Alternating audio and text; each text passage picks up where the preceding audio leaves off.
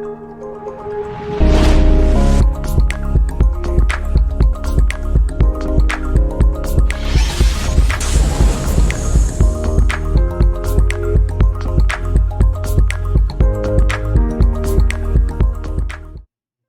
buenas noches, sean todos bienvenidos a esta transmisión virtual de ICC Portadores de su Presencia. Hoy miércoles tenemos estudio de la palabra de nuestro Dios y qué mejor que arrancar con el libro de Éxodo capítulo 17 versículo 8 al 16, leyendo de la siguiente forma. Para todos ustedes dice la escritura así: Éxodo capítulo 17 versículo 8, desde el 8 hasta el verso 16.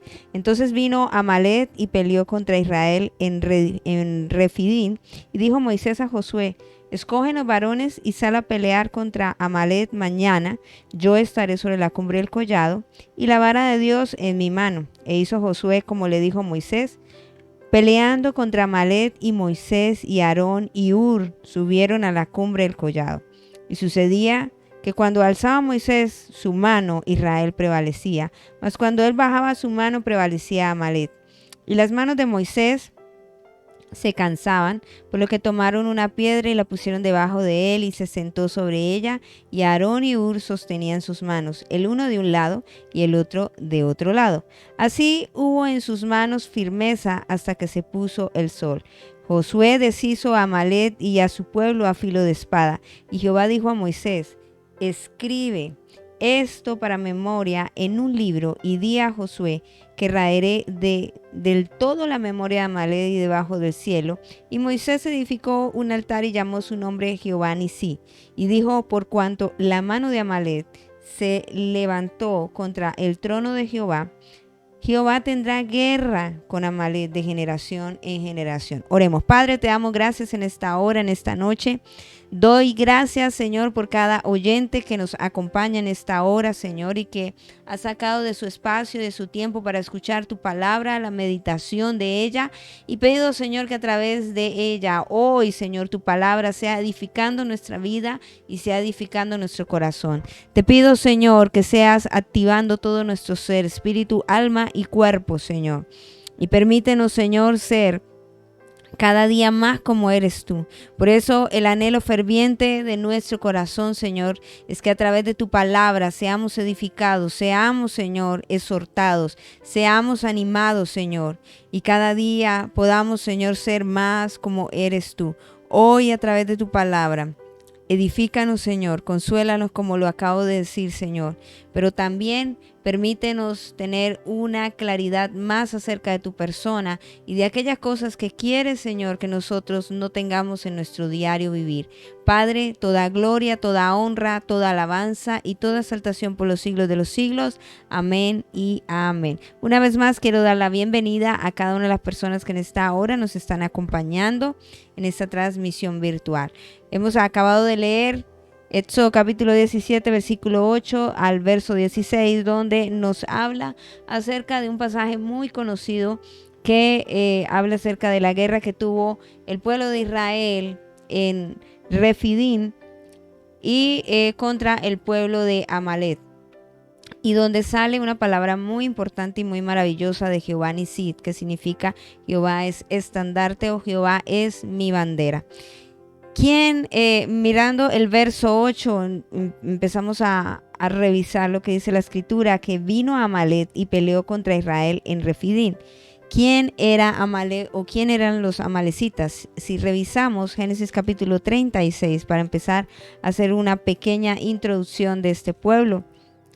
Verso 12 nos dice de dónde venían los amalecitas. Y dice: y Tina fue concubina de Elifaz, hijo de Esaú, y ella le dio a luz a Amalec. Estos son los hijos de Ada, mujer de Esaú.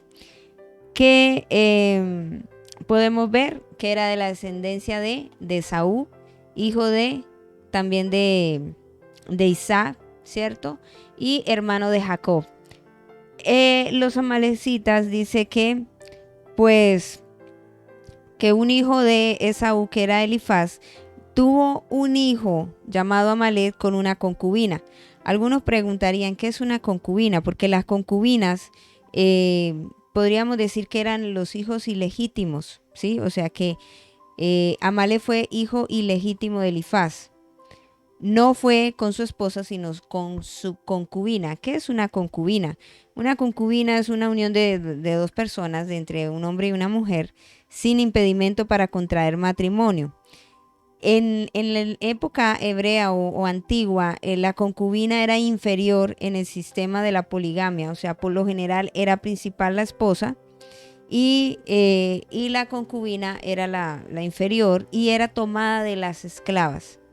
Sus hijos se consideraban inferiores en relación con los que realmente venían de la esposa legítima con la cual había contraído matrimonio. Entonces vemos que Amalek o los amalecitas eran hijos de la descendencia de Esaú, Elifaz, un hijo ilegítimo, y podremos revisar ya más detenidamente de dónde venía. Dice que Amalek se levanta a pelear contra Israel y uno diría, pero ¿por qué se levantó a pelear, cierto? ¿Qué fue lo que sucedió? Porque esto está muy relacionado con el libro de Esther y también con Saúl. Hay una orden que Dios envía y ellos no, y Saúl no obedece. Y vamos a revisar, todo esto está muy unido, el por qué. En el verso 8, como lo decía, nos narra de que llegan a atacar al pueblo de Israel los amalecitas y pareciera sin explicación alguna. ¿Qué pasaba en el contexto anterior? Si revisamos los versos anteriores, estaba el pueblo de Israel o toda la congregación. Verso 1, Éxodo 17, verso 1, dice: toda la congregación de los hijos de Israel partió del desierto de Sin por sus jornadas conforme al mandamiento de Jehová y acamparon en Refidín y no había agua para que el pueblo bebiera. No era un lugar desértico, un lugar donde no había agua, donde no hay agua pues no hay mucha supervivencia, ¿cierto? Entonces los líderes y Moisés en ese monte o en ese es donde golpea la peña de Oré, donde también se da a conocer Mashat y Meriba, que es la prueba, que es lugar de rencilla, en los versos anteriores. Y el pueblo se fue a buscar agua, ¿sí? A buscar agua. Y mientras tanto se quedaron como los demás esperando respuesta. Y es ahí cuando llega un ataque sorpresivo. Ellos no estaban en búsqueda de peleas y eran en búsqueda de agua y llegan en un ataque sorpresivo. ¿Por qué los atacaron los amalecitas? No, primero no tenían una razón para atacar a Israel, ya que no estaban pasando por su territorio. No estaban pasando por su territorio, que era en el Negev. Miremos Números capítulo 13, versículo 29. Es necesario hacer una pequeña introducción para ponerlos en el contexto de el por qué dice después que va a haber guerra entre Amalek y Dios siempre. 13:29 dice: Amalek habita en Negev, y el Eteo, el Jebuseo y el Amorreo habitan en el monte, y el Cananeo habita junto al mar y a la ribera del Jordán. Amalek habitaba en el Negev, y ellos estaban pasando no por el Negev, sino por el Refidín. Entonces, no había una razón por qué atacarlos. No lo había. A diferencia de las demás naciones de la región que temieron al oír los milagros del Señor que Dios hizo a favor del pueblo de Israel. Miremos Éxodo capítulo 15, por favor, verso 13 al 16. Dice: condujiste en tu misericordia a este pueblo que redimiste. Está hablando del pueblo de Israel. Lo llevaste con tu poder a tu santa morada. Lo oirán los pueblos y temblarán. Se apoderará dolor de la tierra de los filisteos. Entonces los caudillos de Edom se turbarán. A los valientes de Moab les sobrecogerá temblor. Se acobardarán todos los moradores de Canaán. Caiga sobre ellos temblor y espanto. A la grandeza de tu brazo enmudezca como una piedra, hasta que haya pasado tu pueblo, oh Jehová, hasta que haya pasado este pueblo que tú rescataste. Temieron los demás pueblos, menos el pueblo de Amalek. En Refidín era un lugar desértico, como lo acabo de decir, sin agua. Nadie vivía allí y por eso el ataque lo tomó por sorpresa a los israelitas. Si hubiesen sabido que estaban pasando por un lugar donde había población o cosas así, ellos no hubieran estado tan desprevenidos. Pero ese era un lugar que estaba desértico, que se supondría que no habría nadie allí. Atacó a Amalek por la retaguardia. O sea, no fue ni por delante, sino a los de atrás. ¿Y por qué atacó a los de atrás? Es decir, a los más débiles. Fueron a ellos los que atacó los amalecitas. Deuteronomios capítulo 25. Libro de Deuteronomio capítulo 25, verso 17 hasta el 18. Acuérdate de lo que hizo Amalek contigo en el camino cuando salías de Egipto, de cómo te salió al encuentro en el camino y te desbarató la retaguardia, de todos los débiles que iban detrás de ti cuando estabas cansado, trabajado y no tuvo ningún temor de Dios.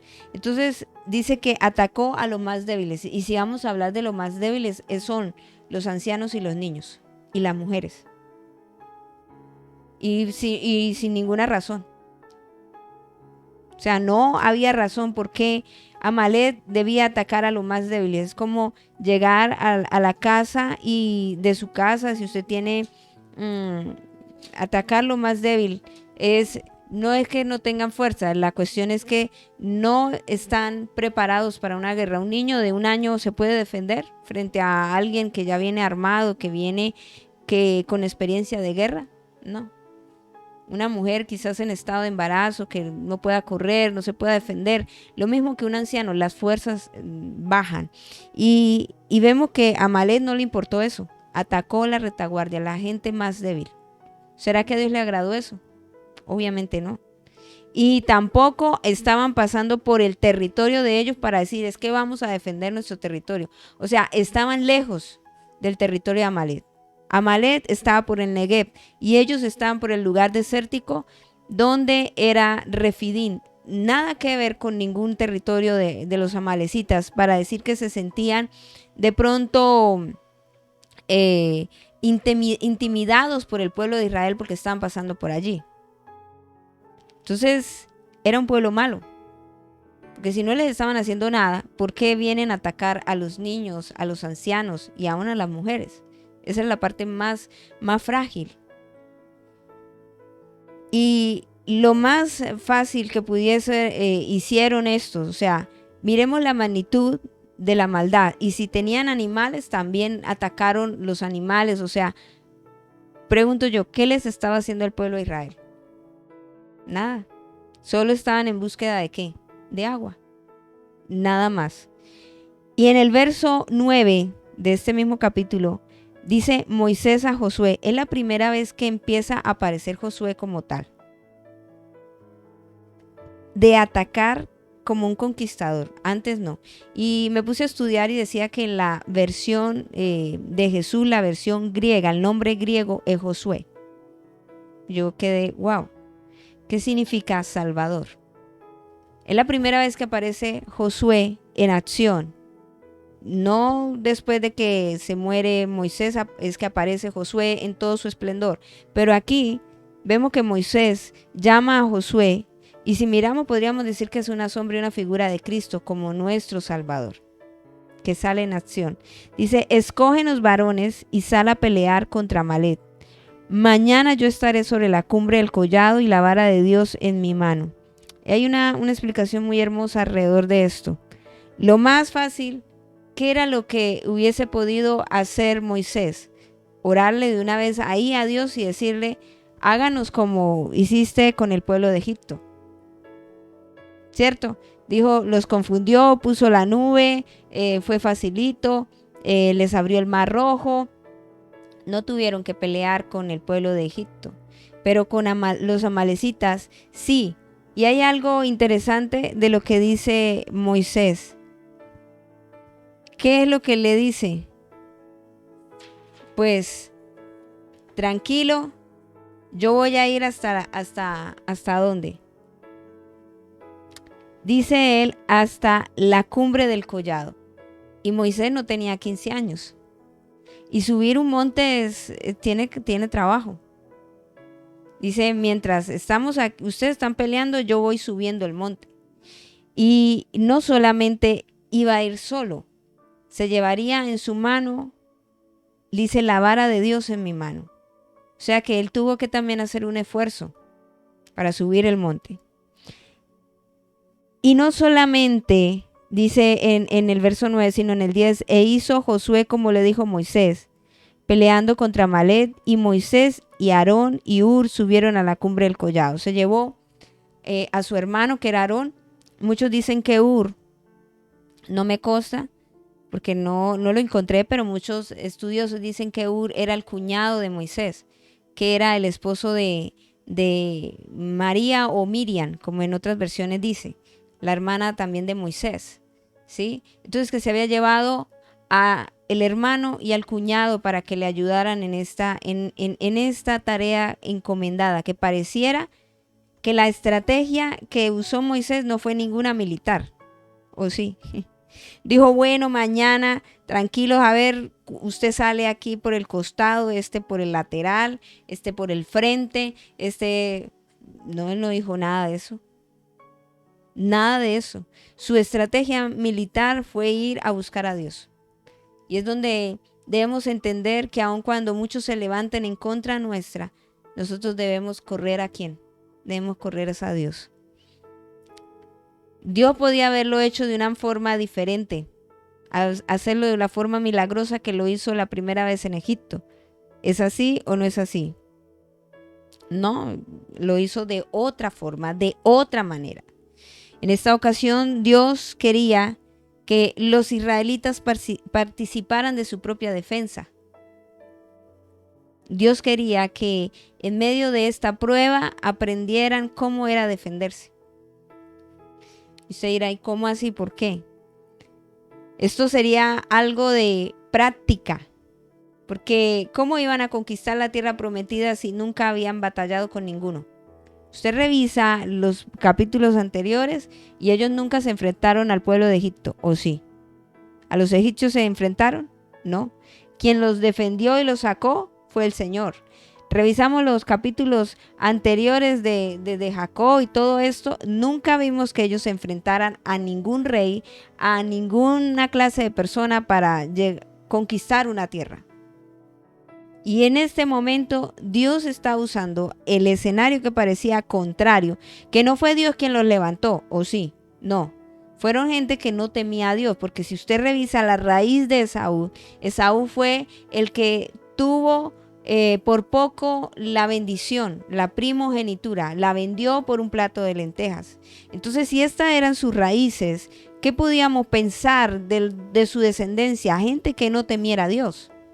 No temían a Dios, no tenían respeto por Dios. Si no tenían respeto por Dios, mucho menos tendrían respeto por su pueblo. Entonces, basados en eso, no es que Dios los levantó. Dios no levantó al pueblo de Amalec, solo que usó este escenario que parecía contrario para el pueblo de Israel, usarlo como un método de preparación en medio de lo que vendría en un tiempo futuro o en un tiempo más presente, porque después de que Moisés no estuviera, Josué fue el que encargado de llevar al pueblo de Israel a la tierra prometida y aún batallar los territorios para hacerlos de ellos.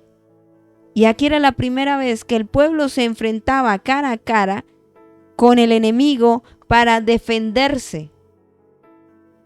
Y Dios podía haberlo hecho de una manera milagrosa, de la forma que había hecho brotar agua de la roca, como usted mira los capítulos anteriores, había hecho dar maná a las codornices, había sacado al pueblo de Israel con las plagas, había destruido al pueblo de Egipto o el Egipto en el desierto y había pasado el Mar Rojo, o sea, había hecho muchas cosas extraordinarias como para no haberlo podido hacer de la misma forma, pero Dios nunca obra siempre de la misma manera.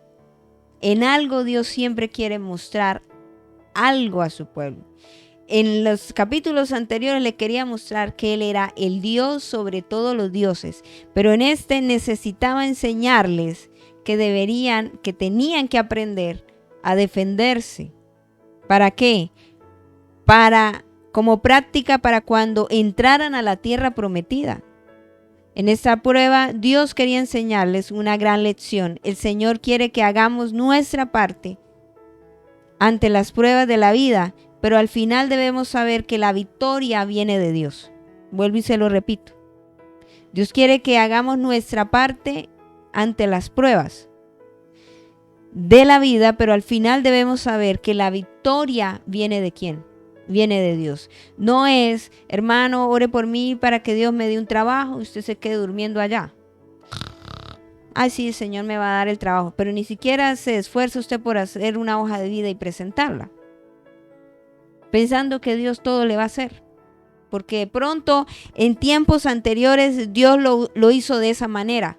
Usó a alguien, colocó en el corazón, te llamó y te dijo, este trabajo es para ti. Y entonces usted piensa que todas las veces Dios la tiene que hacer de la misma forma. Y Dios no obra siempre de la misma forma.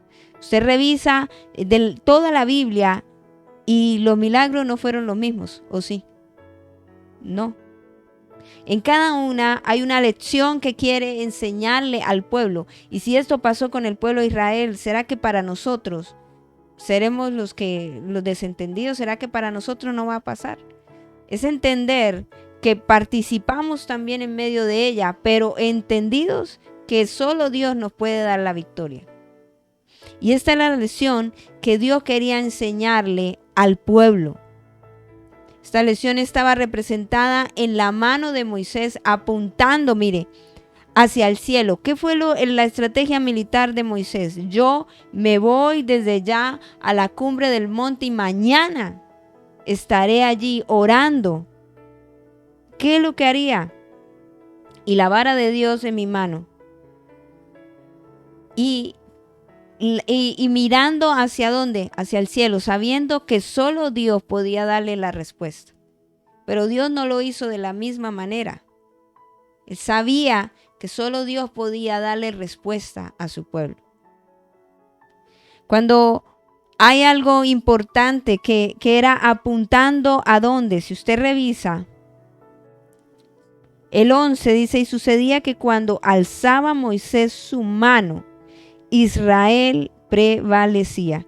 Es decir, que cuando las mantenía hacia el cielo, sabiendo que era Dios quien daba la respuesta, Israel ganaba. ¿Qué está diciendo? Que si ponía su esperanza y su confianza en Dios, Dios era el que le daba la fuerza al pueblo en medio de la dificultad y Dios le salvaba. Pero cuando dice que él bajaba las manos, ellos miraban desde la cumbre cómo estaba llevándose a cabo esta batalla. Dice que el pueblo de Israel perdía y Amalek ganaba. Y hay algo más importante y más maravilloso que nos enseña. Mire, son varias cosas de estos versículos que parecen sencillitos. Uno es entender que Dios nunca obra de la misma forma y de la misma manera. Dos es entender algo claro, que Dios usa esos escenarios que son contrarios para nuestras vidas, para formarnos para lo próximo que se va a venir. Dios no nos puede dar algo en lo cual no hemos sido entrenados para cuando estemos en la tierra prometida. Lo tercero es entender que nuestra esperanza, nuestra confianza, todo proviene del Dios eterno. Y aquí está la clave. No es estrategia militar, no es esto, aquello, sino es la estrategia del cielo, sabiendo que si tenemos a Dios de nuestro lado, sabiendo que si Él es nuestro Señor, Él nos dará la victoria. Y cuarto, aquí hay otro punto importante que muy estratégico que hicieron los dos compañeros que fueron con Moisés, Aarón y Hur. Las manos, en el verso 12, las manos de Moisés se cansaban, por lo que tomaron una piedra y la pusieron debajo de él y se sentó sobre ella. Y Aarón y Hur sostenían sus manos, el uno de un lado y el otro del otro. Así hubo en sus manos firmeza hasta que se puso el sol. O sea, duraron, podríamos decir, un día, diría yo, lo que demoraron subiendo a la cumbre, más el otro tiempo que fue un día completo allí con las manos levantadas. La estrategia no vino del cielo diciéndoles un ángel: hey, Aarón, levántele las manos y pongan una piedra. ¿Quién fueron los de la idea? Ni Moisés tampoco fue. Fueron de sus compañeros. ¿Qué es lo que nos enseña? Que debe haber apoyo mutuo. Una gran lección de esta experiencia es que Moisés no podía hacer las cosas solo, sino que tenía necesidad de contar con el apoyo de otros siervos de Dios para la respuesta. Es decir, que nosotros no venimos solos. Es decir, sí, yo nací solito, sí, pero en el cuerpo nos necesitamos para ver la respuesta de Dios. Que cuando usted quiera bajar los brazos, haya alguien que le esté levantando diciendo: hey, tu esperanza, tu socorro, como lo dice el Salmo 121, viene del Señor. Eclesiastés capítulo 4, verso 9 hasta el 12. Muchas veces se habla como algo de matrimonio, pero es para esto también. Y dice 9 al 12, mejor son dos que uno. Y este es el ejemplo de lo que estamos poniendo aquí. Porque tienen mejor paga de su trabajo. Es verdad, ¿cierto? Porque hubiera subido Moisés solo, no aguanta. Dice, porque si cayere el uno levantará a su compañero, pero hay del solo que cuando cayere no habrá segundo que le levante. Esto fue lo que hizo Aarón y fue lo que hizo ¿quién? Que cuando sentía que su compañero Moisés bajaba los brazos y estaba decayendo, estaba cada uno a su lado levantando sus brazos para que el pueblo de Israel venciera, porque la victoria no era individual, la victoria era colectiva.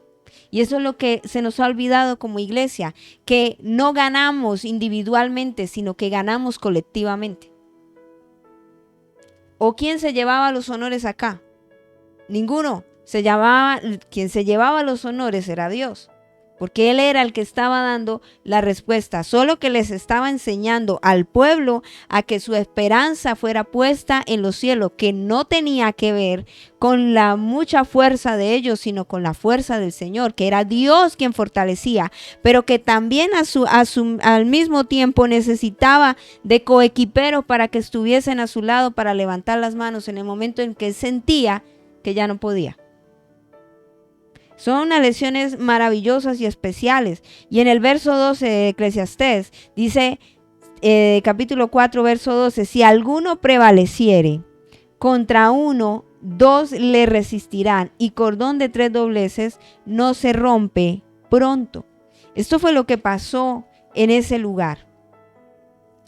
Me ponía a leerlo y a imaginarme este escenario y a ver que no eran jovencitos, eran ya ancianos. Moisés era un anciano, Aarón era casi que contemporáneo, y me imagino que era otro anciano, no eran jovencitos los que estaban allí.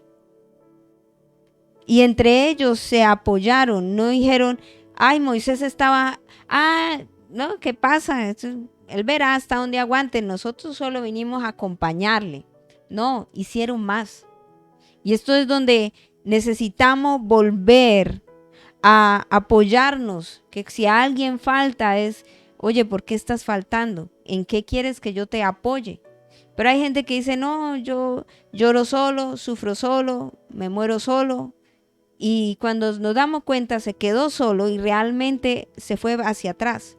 Y la idea no es que te vayas hacia atrás y desistas del camino del evangelio, sino que todos juntos avancemos porque gana el reino de los cielos. Si uno pierde, dice la misma escritura que Jesús habla acerca de la oveja perdida y dice que deja las 99 en el aprisco. En el desierto.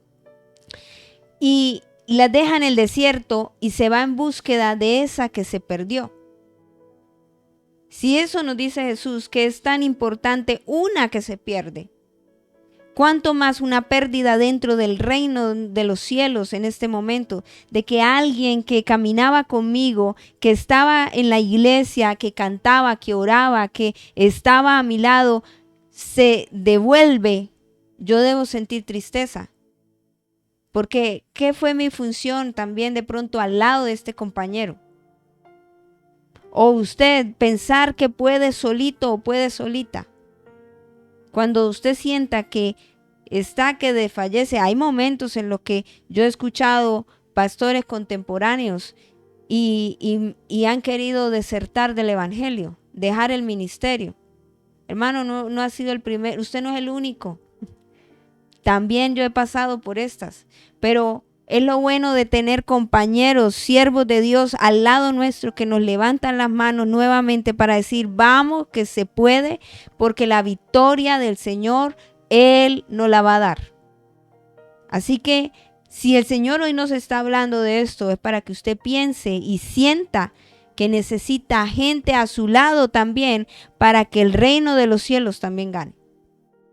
El pueblo de Israel ganó porque hubieron también dos compañeros importantes que aunque no dieron espadazos, aunque no dieron, dijo como el Chavo, a pedradas y a puños y patadas, pero estuvieron en una función muy importante, que Moisés no bajara los brazos. Y no eran jovencitos, eran ancianos. Y movieron la piedra. Fueron a buscar una piedra, no sé en dónde estaría, pero la movieron y sentaron a Moisés para que Moisés no se cansara. Esto nos habla de saber y de entender que necesitamos apoyo mutuo.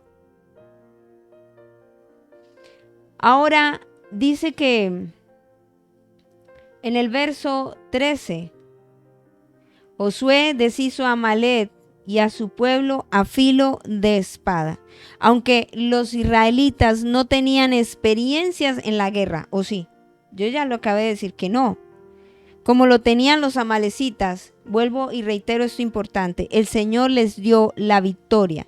Esta prueba en Refidín era la lección que los israelitas debían aprender en preparación para cuando entraran a la tierra de Canaán, donde tendrían que enfrentar a muchos enemigos. ¿A cuántos se enfrentaron? Gigantes, dicen que derribaron gigantes, entraron a Jericó y las formas de guerra que hicieron ellos no fueron las mismas. Siempre, pero tuvieron que enfrentar sus temores y sus miedos, porque si no, ¿cómo iban a hacerlo cuando llegara el momento? El Señor lo que hizo es usar ese escenario para preparación, para que cuando llegara el momento no tuvieran miedo, no tuvieran temor, sino que estuviesen listos, solícitos a lo que Dios quería hacer. Así que no pienses que los escenarios, las circunstancias que están pasando a tu alrededor, todo es malo. Dios necesita esos escenarios, los usa a favor para preparar a su pueblo. Pero a la gente no le gusta eso. Yo creo que el pueblo de Israel hubiera dicho, no, Señor, nos quedamos aquí sentados y vuelva, mande fuego o mande un ángel, túrbelo, no sé, haga de una forma que no tengamos que hacer nada. Entonces iba a enseñar un pueblo perezoso, un pueblo que no sabía depender de Dios, escuchar de Dios para saber cómo quería Dios atacar, porque no siempre, vuelvo y digo, atacaron de la misma forma. Y todos estos escenarios fueron necesarios para que pudieran aprender a escuchar la voz de Dios y saber cómo es la dirección de Dios. Pero un pueblo que también estaba activo, no sentado esperando a ver qué pasaba, a ver que el Señor Dios nos haga todo, sino que era un pueblo que tenía que enfrentarse para saber cómo derrotar ¿a quién? A sus enemigos. Porque lo que usted nunca se prepara o enfrenta, ¿cómo va a saber que está listo o preparado para hacerlo? Un ejemplo, si usted nunca ha hervido un agua, ¿cómo pretende usted que el Señor, si usted está orando por un restaurante, Señor, dame un restaurante, si usted nunca ha hervido el agua? Tiene que al menos tener idea de cómo hervir el agua. O al menos hacer un huevo. O el arroz de las muchas presentaciones, ¿no? Quemado, ahumado, chocolatado y bueno. Pero y pedimos a Dios que nos dé algo a lo cual necesitamos estar listos, entrenados para lo que Dios nos quiere dar, porque los escenarios se parecerán, pero necesitamos haber sido entrenados en Dios. Y eso fue lo que hizo Dios con el pueblo, entrenarlos. Entrenar al pueblo. Inclusive hay una porción, ahorita no lo recuerdo, donde dice que los hijos no sabían pelear y el Señor le dejó gigantes para que supieran cómo era. Y a veces nosotros pensamos que Dios, ¿por qué me pasa por esto? Porque nos necesita preparar a los escenarios a los que nos va a llevar. Una tierra prometida no quería decir que no hubieran gigantes, ¿o sí? No, allá no hay gigantes, ustedes llegaron y comieron, y como hace Corintella o Walt Disney, y comieron codorniz y vivieron felices por siempre. Y esto no, esto es la vida real. Son los escenarios que el Señor va a permitir para procesar, para que estemos preparados y entrenados. Jehová le dice a Moisés en el verso 14, escribe esto para memoria en un libro y di a Josué que raeré del todo la memoria de Amalek debajo del cielo. ¿Por qué Dios dijo eso? Porque Amalek quería raer al pueblo de Israel. Dijo, usted no me va a destruir ni a quitar mi pueblo. Porque al quitar el pueblo de Israel, mire, es que él le hizo guerra fue a Dios. Porque no vendría Cristo, no vendría ni la salvación, ni estaría usted y yo, ni aquí, ni usted allá escuchándome, ni yo aquí predicando. O sea, estaba jugando con el propósito eterno. Y sin razón de ser, porque se le metió, dijo, mato aquí al pueblo y sale. Recuerde que estaban pasando por el territorio que no era de él. Y sin embargo salió a hacerle guerra. Y eso es lo que quería hacer Amalek, erradicar. ¿A quién? Al pueblo de Israel. Entonces Dios dijo, o Israel o Amalek, pero tengo un plan y un propósito y un pacto eterno que hice con Abraham, que yo cuidaría a sus generaciones, que de él saldría la promesa. Así que Dios no miente para sus promesas. Él es fiel a eso. Y por eso, en Deuteronomio 25, verso 19, por tanto, cuando Jehová tu Dios te dé descanso de todos tus enemigos alrededor en la tierra que Jehová tu Dios te da, por heredad, para que la poseas, borrarás la memoria de Amalek de debajo del cielo. No lo olvides. Cuando yo te dé descanso, por favor, erradica a todo Amalek. No lo olvides. Efectivamente, así sucedió. Luego que los israelitas conquistaron la tierra prometida y fue nombrado el primer rey de Israel, Dios trajo a la memoria la promesa que había hecho. En Deuteronomio 25, 19. Y vamos a entender por qué la desobediencia de lo que no hizo Saúl le costó hasta su propia vida, pero sobre todo le costó también el reinado. Primer libro de Samuel, capítulo 15, versículo del 1 al 3. Después Samuel dijo a Saúl, Jehová me envió a que te ungiese por rey sobre su pueblo Israel. Ahora pues está atento a las palabras de Jehová. Está recordando lo que pasó en tiempos de Éxodo. Así ha dicho Jehová de los ejércitos, yo castigaré lo que hizo Amalek a Israel, al oponerse en el camino cuando subía de Egipto. Ve pues y hiere a Amalek y destruye todo lo que tiene, y no te apiades de él. Mata a hombres, mujeres, niños, y aun los de pecho, vacas, ovejas, camellos y asnos. Cuando descansaron, efectivamente, fue cuando nombraron el primer rey de Israel. Ya estaban en la tierra prometida, ya habían dejado de luchar. El Señor trajo a memoria su promesa y manda a Saúl a que haga esta tarea. Lamentablemente, el rey de Israel, que era Saúl, cumplió la encomienda solo a medias. Y yo quiero que entendamos por qué pasó esto. O sea, por qué Dios dice erradiquen a Amalek. Porque era amaleo el pueblo de Israel más adelante.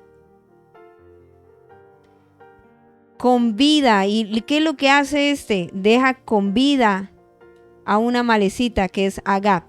Primer libro de Samuel 15, ahí mismo en el verso 7 al 9. Y Saúl derrotó a los amalecitas desde Ávila hasta llegar a Shur, que está al oriente de Egipto, y tomó vivo a Agag, rey de Amalek, pero a todo el pueblo mató a filo de espada. Y Saúl y el pueblo perdonaron a Agag y a lo mejor de las ovejas y del ganado mayor, de los animales engordados, de los carneros y de todo lo bueno, y no quisieron destruir más. Todo lo que era vil y despreciable destruyeron, pero lo que les pareció bueno no destruyeron. ¿Cómo la ve usted? Aquí esta desobediencia le costó el reino a Saúl. Primer libro de Samuel, ahí mismo en ese mismo capítulo, verso 10. Viene palabra de Jehová a Samuel diciendo: ve, me pesa haber puesto por rey a Saúl, porque se ha vuelto de en pos de mí y no ha cumplido mis palabras. Y se apesadumbró Samuel y clamó a Jehová toda aquella noche. Se la pasó orando por Saúl. Madrugó luego Samuel para ir a encontrarse a Saúl por la mañana, y fue dado aviso a Samuel diciendo: Saúl ha dado aviso a Samuel, diciendo: Saúl ha venido a Carmel, y aquí se levantó un monumento y dio la vuelta y pasó adelante y descendió a Gilgal.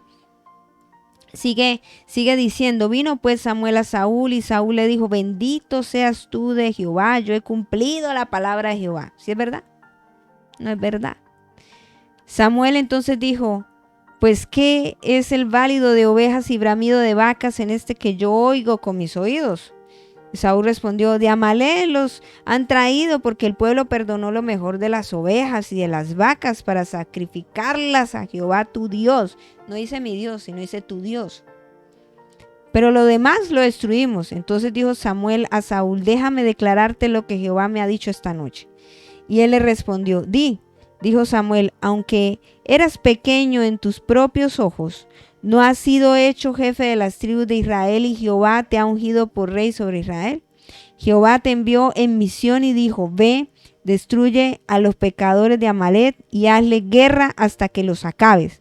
¿Por qué pues no has oído la voz de Jehová, sino que vuelto al botín has hecho lo malo ante los ojos de Jehová? Y Saúl respondió a Samuel: antes bien he obedecido la voz de Jehová, y fui a la misión que Jehová me envió, y he traído a Agag, rey de Amalek, y he destruido a los amalecitas. Mas el pueblo tomó del botín ovejas y vacas, la primicia del anatema, para ofrecer sacrificios a Jehová su Dios, tu Dios, en Gilgal. Y Samuel dijo: se complace Jehová tanto en los holocaustos, víctimas, como en que se obedezca a las palabras de Jehová. Ciertamente el obedecer es mejor que los sacrificios, y el prestar atención que la grosura de los carneros. Porque como pecado de adivinación es la rebelión, y como ídolos e idolatría la obstinación. Por cuanto tú desechaste la palabra de Jehová, él también te ha desechado para que no seas rey. Qué tremendo eso, ¿no? Lo sacó. Porque en el momento preciso, si hubiese sido David el primer rey, también hubiese sido para él la tarea. Porque la palabra en Deuteronomio era clara: cuando tuvieran paz y estuvieran en la tierra prometida, tendrían que ir a erradicar a Amalek. Todo amalecita. No fue que Saúl, Dios le puso una prueba, no. Fue la orden, y él recordó la promesa que le había hecho al pueblo de Israel. Dijo, ellos intentaron radicar el pueblo de Israel, pero no se preocupen, cuando estén ya en paz en la tierra prometida, tranquilos, que yo les recuerdo para que erradiquen y nunca más les hagan guerra a ustedes, israelitas. Eso fue lo que pasó con Saúl. Algunos dicen, no, es que Dios lo aprobó. No, Dios no lo aprobó, simplemente estaba recordando la palabra, y por eso en este contexto está diciendo que para Dios es mejor la obediencia, que desechó la palabra de Dios, porque eso ya venía de las generaciones anteriores y que a él era encomendada esta tarea, pero él no la llevó a cabo. Y el Señor se molestó y dijo, no quiero. Y luego manda a David a hacerlo, y David lo hace. Pero por la mal tarea de Saúl, que deja a Gad, al rey, es las consecuencias que encontramos en el libro de Esther. En otra versión, voy a leerlo para que usted pueda entender un poco mejor. En Palabra de Dios para Todos, Esther, capítulo 3, versículo 1. Para que quizás en Reina Valera no dice específicamente el nombre como tal, pero en Palabra de Dios para Todos y en lenguaje de Dios actual también dice esto. Pasado algún tiempo, el rey Jerjes le concedió un ascenso a Amán, hijo de Amedata, el descendiente de Agat, el mismo Amalek. El rey dio a Amán un cargo mucho más alto que el de cualquiera de los funcionarios. Es decir, que Amán, en tiempos de Esther, era descendiente de una amalecita. O sea, el Señor necesitaba erradicar para que no hubiese existido la historia de Esther en ese contexto, cuando intentó erradicar a los judíos. ¿Sí ve la desobediencia todo lo que cuesta? En el verso 8 de ese mismo capítulo, en esta misma versión, si usted quiere mírelo también en Reina Valera, no pasa nada. Esther 3:8. Amán fue ante el rey Jerjes y le dijo, hay un pueblo esparcido por todas las provincias del reino. Ese pueblo no se junta con la otra gente. Tiene costumbres diferentes a las de los demás. Ellos no obedecen las leyes del rey y no es conveniente que el rey les permita seguir viviendo en su reino. Ahí es cuando inventa erradicar a todos los judíos, matarlos. En Esther capítulo 9, ahí seguirá en el mismo Reina Valera. Dice, Amán, hijo de Amedata, el descendiente de Agat. Allá en Reina Valera dice otra palabra, pero es el descendiente de Amalek. Enemigo de todos los judíos, había ideado un malvado plan para destruirlos. Él echó el pur. ¿Qué era el pur? Eran palitos, huesos o piedras, como se hace hoy en día con los dados para echar suertes y tomar decisiones. Muy parecido a lo que usaba el pueblo de Israel, como el Urín y el Tumín. Que este descendiente, como lo decía en la versión de ustedes, dice Agageo, que es el mismo Agat, el mismo descendiente amalecita que dejó Saúl vivo. Y quien planeó, ¿por qué detestaba a los judíos? Porque ellos habían hecho guerra desde el Éxodo, que vimos el capítulo de Éxodo, en el tiempo del desierto, pero que también Dios había dado la orden que no dejara a nadie vivo para que esto no hubiese ocurrido. No fue nada inocente, ¿o sí? O era el pueblo de Israel o el pueblo de Amalek. Y vimos que Dios siempre salvó a su pueblo. Porque en el tiempo de Esther, Dios se levanta a través de la misma reina Esther y dice, no crea, mijita, que usted por estar allá en el gobierno, a usted no le va a pasar nada. Dice, no, entonces vamos a entrar en ayuno y oren por mí y yo entraré al rey, y ahí sale la historia tan hermosa que todos escuchamos y sabemos, pero ese no era el plan de Dios, ¿o sí? Si desde el tiempo de Saúl hubiese obedecido al mandato del Señor, esto no hubiera ocurrido. Por eso, este pueblo malo, Dios quería erradicarlo, porque siempre le haría guerra al plan y al propósito eterno, que era que Cristo viniera. Ahora, volviéndonos a Éxodo, casi ya culminando, cerrando, creo que hay muchas lecciones, ¿cierto? En medio de esto, usted puede ir sacando sus propias conclusiones. En el verso 15, Éxodo 17:15, Moisés edificó un altar y llamó su nombre Jehová Nisí. Y dijo en el 16, por cuanto la mano de Amalek se levantó, ya lo vimos, ¿cierto? Contra el trono de Jehová, Jehová tendrá guerra con Amalek de generación en generación. Se levantó contra el trono de Jehová, porque el pueblo de Israel, Dios se encargaría de protegerlo para el cumplimiento de su propósito.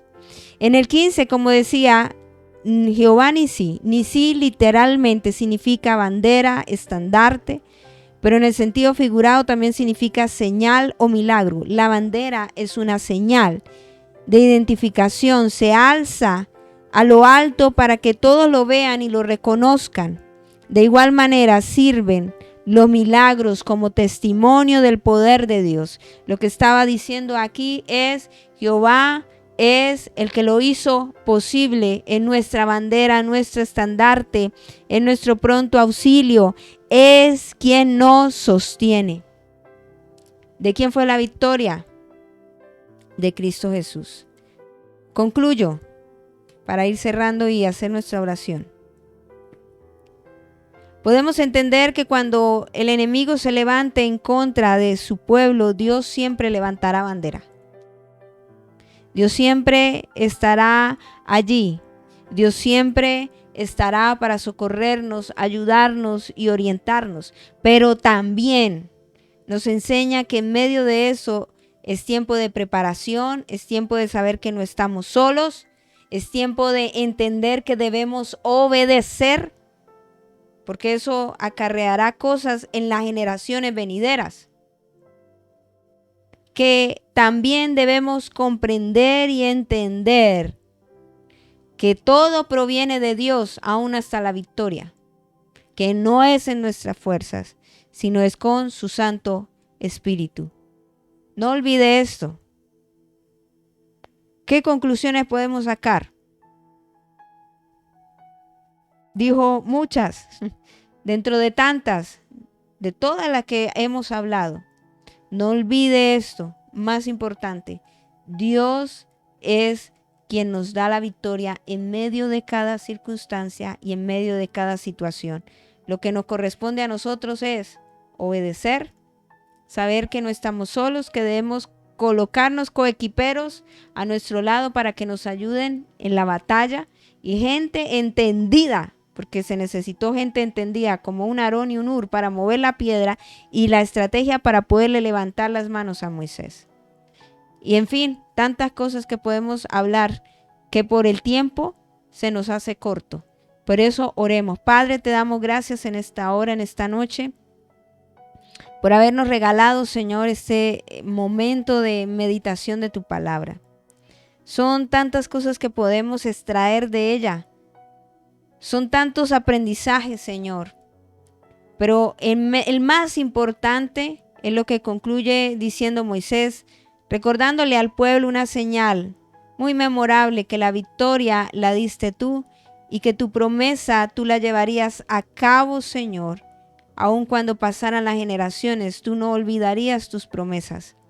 Y esa promesa era que tú defenderías al pueblo de Israel de Amalek y que levantarías a alguien para que destruyera, rayera, o sea, le quitara, Señor, a Amalek, para que no les persiguiera, Señor. Pero vemos, Dios, como la desobediencia, vemos también cómo necesita, Señor, gente entendida en los tiempos para ser entendidos en lo que tú quieres que hagamos, Señor, en un momento específico. Aarón y Hur fueron estas personas, Señor, que fueron entendidos. Saúl no fue entendido en su generación y lo que hizo, Señor, fue levantar a un sobreviviente, Señor, llamado Amán, que en tiempos de Esther les hizo la vida de cuadrito a los judíos, Señor. Y cuántas cosas no se levantaron en esos tiempos, Señor. ¿Por qué? Por la desobediencia, por no ser entendidos en lo que tú querías hacer. Pero hoy nos vuelves a recordar que en todas las generaciones tú siempre saliste avante y triunfante, defendiendo a tu nación, defendiendo a tu pueblo. Hoy, Señor, no ha sido la excepción. Tú siempre defiendes nuestra vida, tú siempre cuidas de nosotros. Por eso, en esta hora, te pido, Señor, que si alguno que está pasando alguna circunstancia difícil, pueda ser entendido y sepa que no está solo, sino que tiene a alguien, Señor. Ayúdale a que tenga a su lado coequiperos, fervientes, entendidos, con el mismo espíritu, Señor, de conquista, de ver que no es una victoria individual, Señor, sino que es una victoria colectiva. Padre, te pido que nos rodeemos de personas idóneas que nos ayuden, Señor, a ver la mano obrar poderosa tuya, Señor. Viendo cómo se levanta nuestra bandera, que eres tú, Señor. Viendo cómo se alza, Señor. Viendo, Dios, cómo eres nuestra victoria. Padre, por eso en esta hora presento cada vida, cada corazón, Señor. Y te pido, Señor, que en alguna de estas áreas de las cuales hemos hablado hoy, tú seas animando, seas tocando el corazón de cada uno y permítenos, Señor, ser fieles a tu promesa y a tu propósito. En el nombre de Jesús, amén y amén. Esperando que esta palabra haya sido de gran bendición para su vida, para su corazón, para su familia. No olviden que el domingo tenemos reunión presencial. Esperamos que usted acuda, asista a la casa del Señor. Siempre serán bienvenidos. Y como lo dije ya para terminar, esperando que la gracia, el favor del Señor sea sobre cada uno de ustedes. Feliz noche, mil bendiciones para todos.